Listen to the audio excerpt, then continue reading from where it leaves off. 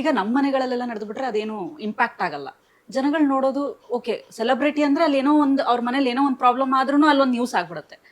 So ಕೆಲವೊಂದು ಸುದ್ದಿಗಳು ನೋಡಿದಾಗ ಹೆಂಗೆ ನೀವು ತಗೊಂಡ್ರಿ ಅಂದ್ರೆ ಅದನ್ನ ಹೆಂಗೆ ತಗೊಂಡ್ರಿ, ಹೆಂಗ್ ರಿಸೀವ್ ಮಾಡಿದ್ರಿ ಅಂತ ಹೇಳಿ? No, it was very shocking for me actually ಹೇಳಬೇಕು ಅಂದರೆ.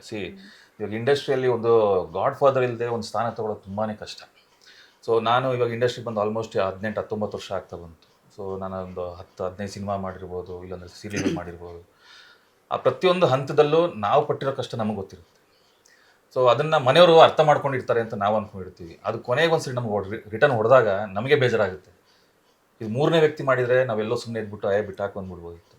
ಮನೆಯವರೇ ಮಾಡಿದಾಗ ನಮಗೆ ಸಿಗೋಂಥ ಶಾಕಿಂಗ್ ಇರುತ್ತಲ್ಲ, ಅದು ನೆಕ್ಸ್ಟ್ ಲೆವೆಲ್ ಶಾಕಿಂಗ್ ನಮಗೆ. ಆ್ಯಂಡ್ ಇಟ್ ವಾಸ್ ಲೈಕ್ ಬೆಳಗ್ಗೆ ನಾನು ಹಿಂಗೆ ವರ್ಕೌಟಲ್ಲಿ ಮುಗಿಸ್ಬಿಟ್ಟು ಸ್ನಾನ ಮಾಡ್ಕೊಂಡು ಬರ್ತಾ ಇದ್ದೀನಿ, ಇಮಿಡಿಯೇಟಾಗಿ ಎಲ್ಲರೂ ನನಗೆ ಫೋನ್ ಹೊಡಿತಿದ್ದಾರೆ. ಏನಕ್ಕೆ ಇಷ್ಟೊಂದು ಫೋನ್ ಬರ್ತಾಯಿದೆ ನೋಡಿದಾಗ, ಇಲ್ಲ ಟಿ ವಿ ಆನ್ ಮಾಡಿ ಐ ವಾಸ್ ವೆರಿ ಶಾಕ್ಡ್. ಏನಕ್ಕೆ ಅಂದರೆ ನಮ್ಮ ಮನೆ ಒಳಗೆ ನಡೆಯುವಂಥ ಮಾತುಕತೆಗಳು ಇವತ್ತು ಟಿ ವಿಯಲ್ಲಿ ಬರ್ತಾ ಇದೆ ಅನ್ಬೇಕಾದ್ರೆ ಮನೆಯವರೇ ಕಳ್ಳರು, ಬೇರೆ ಯಾರೂ ಅಲ್ಲ. ಇವಾಗ ಬೆಳೀತಾ ಇರೋಂಥ ವ್ಯಕ್ತಿನ ಹೊರಗಡೆ ತುಳಿಯೋರು ಸುಮಾರು ಜನ ಇದ್ದಾರೆ, ಅದು ನಮ್ಗೆ ಗೊತ್ತಿದೆ ಮ್ಯಾಟ್ರುಗಳೇ. ಮನೆಯವರೇ ತುಳಿಯೋಕ್ಕೆ ಸ್ಟಾರ್ಟ್ ಮಾಡಿದಾಗ ನಮಗೆ ಆ ಶಾಕಿನ ಹೊರಗಡೆ ಬರೋದು ತುಂಬ ಕಷ್ಟ ಆಗುತ್ತೆ.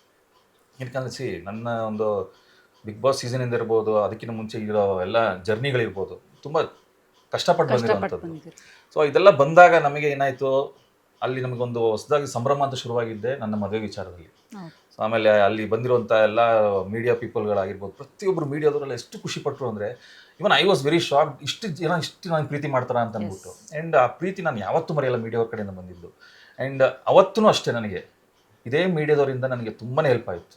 ಅವರು ಒಂದೇ ಮಾತಂದಿದ್ದು, ಸರ್ 17-18 ವರ್ಷದಿಂದ ನಿಮ್ಗೆ ಯಾವುದೋ ಒಂದು ಇರಲಿಲ್ಲ, ಇವತ್ತು ನಿಮ್ಮ ಮನೆಯವ್ರು ನಿಮ್ಗೆ ಇದು ಮಾಡ್ತಾರಲ್ಲ ನಮ್ಗೆ ಬೇಜಾರಾಗ್ತಿದೆ ಅಂತ. ಬಟ್ ನೀವು ಒಂದೊಂದು ನಮ್ಗೆ ಏನಾದ್ರು ಒಂದು ಬೈಟ್ಸ್ಗಳು ಕೊಡ್ತೀರಾ?